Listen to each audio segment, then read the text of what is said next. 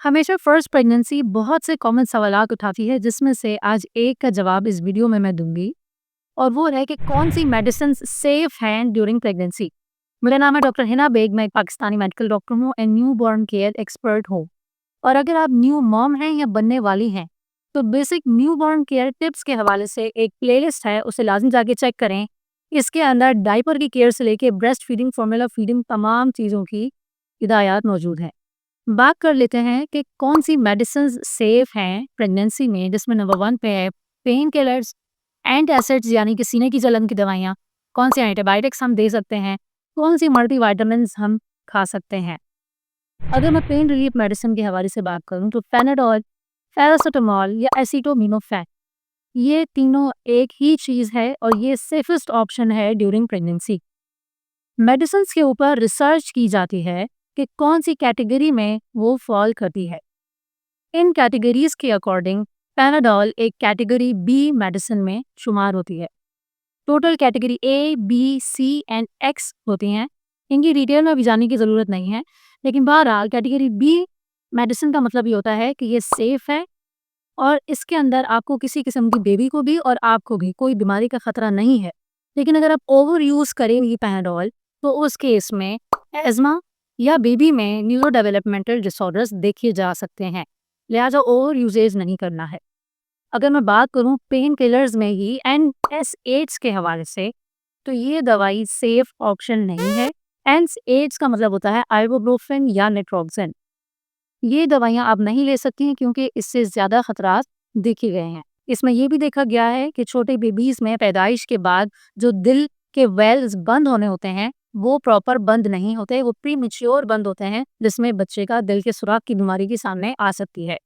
Medical term में इसे premature closure of ductus arteriosus कहते हैं। हार्ट बर्न यानी सीने की जलन की दवाइयों के बारे में मैं बात करूँ तो मेलॉक्स, एप्सिड, गैविस्कॉन, ओमिप्राज़ोल, ये फार्माकोलॉजिकल नेम वाली दवाइयाँ इस्तेमाल कर सकती हैं। अब ये किसी भी कंपनी में आती हूँ, मैं किसी लोकल कंपनी का नाम नहीं ले रही हूँ, मैं यहाँ पे फार्माकोलॉजिकल नेम्स ले रही हूँ तमाम दवाइयों के। हमारे यहाँ पाकिस्तान में ज़्यादातर अचार वाले, ऑयली और गोश्त के सालन, हैवी खाने बहुत ज़्यादा बनते हैं। तो लास्ट ट्राइमेस्टर में यानी आखिर के 3 महीनों में बहुत ज़्यादा हार्ट बर्न होना कॉमन है। तो उस केस में ये दवाइयाँ काफ़ी अच्छा काम करती हैं। एंटीबायोटिक्स के हवाले से मैं बात करूँ तो कितने इन्फेक्शंस ऐसे हैं जो फीमेल्स को हो जाते हैं ड्यूरिंग प्रेगनेंसी। मोस्ट कॉमन उसके अंदर है यूरिन इन्फेक्शन यानी यूटीआईएस। या इसके अलावा भी अगर कोई इन्फेक्शन होता है तो उस केस में आप penicillin, amoxicillin, ampicillin, cephalosporin and clindamycin, इन 5 एंटीबायोटिक्स को यूज़ कर सकती हैं। कौन से एंटीबायोटिक्स आप नहीं यूज़ कर सकती, वो है मैक्रोलॉइड्स यानी उसके अंदर एजिथ्रोमाइसिन।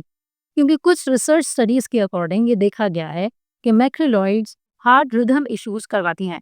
अगर आपको नज़ला, खांसी या हल्का सा फ्लू हो जाता है ड्यूरिंग प्रेगनेंसी, जो कि बहुत ज़्यादा कॉमन है, तो उस केस में आप रोबिट्यूसिन एंड डेक्स्ट्रोमेथोर्फिन, ये 2 फार्माकोलॉजिकल नेम वाली दवाइयाँ, डेक्स्ट्रोमेथोर्फिन बहुत लिमिटेड अमाउंट में आप इस्तेमाल कर सकती हैं। इसके अलावा कोई सी भी फार्माकोलॉजिकल नेम की दवा आप यूज़ नहीं करें।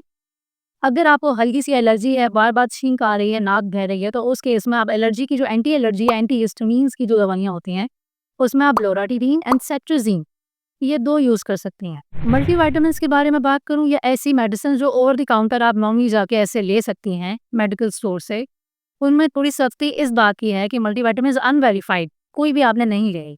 जब तक डॉक्टर रिकमेंड ना करे, और अगर आपने ले भी लिए तो विटामिन ए का कंटेंट बहुत ज़्यादा नहीं होना चाहिए, ये बहुत डेंजरस होता है ड्यूरिंग प्रेगनेंसी। आखिरी में मैं अगर खानों के मिथ्स के हवाले से बात करूँ तो वो ये वाली बात है कि हमारे यहाँ गाय का गोश्त, बकरे का गोश्त और गोश्त रोक दिया जाता है। गोश्त नहीं रोकना होता ड्यूरिंग प्रेगनेंसी, तो बहुत हाई रिच प्रोटीन कंटेंट है जो कि मदर को मसल प्रोवाइड करेगा, बेबी का वेट भी गेन करने में हेल्पफुल होता है क्योंकि मदर के थ्रू उसको अच्छी न्यूट्रिशन मिल रही होती है। लिहाजा आपने इस चीज़ का ख्याल करना है। सेकेंडली, खजूर का इस्तेमाल ज़्यादा से ज़्यादा करें। लस्सी बहुत सारी जगहों पे इस्तेमाल की जाती है, लस्सी बहुत मुफीद है, लेकिन जो दूध उसमें आप इस्तेमाल कर रही हैं प्रॉपर्ली बॉइल्ड होना चाहिए। मैंने बहुत दफ़ा ऐसा देखा है कि लोग हल्की आँच पे वो दूध उबाल देते हैं कि वो खुद ही उबल जाएगा, वो पेस्चराइज़ेशन नहीं होती है। पेस्चराइज़ेशन मीन्स कि वो 60 डिग्री पे प्रॉपर बॉयल हो, पूरा उबाल आए तो उसको उबाल कहते हैं। उबाल आने के बाद आप पतीली हटाएँ, फिर दोबारा रखें, फिर उबाल आए, फिर हटाइए, फिर रखिए, फिर आए।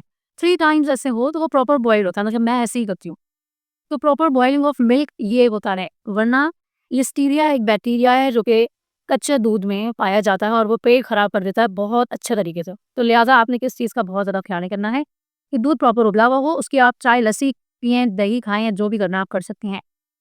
इसके अलावा अगर आप जानना चाहती हैं कि कौन-सी वैक्सीनेशन है जो कि ज़रूरी ड्यूरिंग प्रेगनेंसी, तो यहाँ पे देखिए जाके, अगर आपको बहुत ज़्यादा थकन महसूस हो रही है, बिल्कुल बैटरी डाउन होती है, कोई काम ही नहीं किया हुआ और अभी सिर्फ फर्स्ट ट्राइमेस्टर है मेरा, लोग तो कह रहे हैं कि एक्टिव रहना आप पर, तो थकन किस तरीके से ओवरकम मैं कर सकती हूँ, उसके लिए यहाँ पे जाके लाज़मी चेक करें। इसके अलावा अगर आपको बेबी के माइलस्टोन्स पता करने हैं कि शुरू के 3 मंथ्स मेरे बेबी को ये चीज़ें आ जानी चाहिए, तो उसके लिए आपके पास इन्फॉर्मेशन होना बहुत ज़्यादा ज़रूरी है कि शुरू के 3 मंथ्स के माइलस्टोन्स यानी कि जो गर्दन सँभालने के अलावा भी 6-7 चीज़ें होती हैं जो कि लोगों को पता होनी चाहिए और वो नहीं पता होती। तो इसके लिए प्लेलिस्ट मेंशन करें और लाज़मी जाकर उसे चेक कीजिए। उम्मीद करती हूँ कि ये तमाम इन्फॉर्मेशन आपके लिए फ़ायदेमंद साबित हुई होगी। इंशाल्लाह मैं मिलती हूँ अपनी नेक्स्ट वीडियो में। शुक्रिया।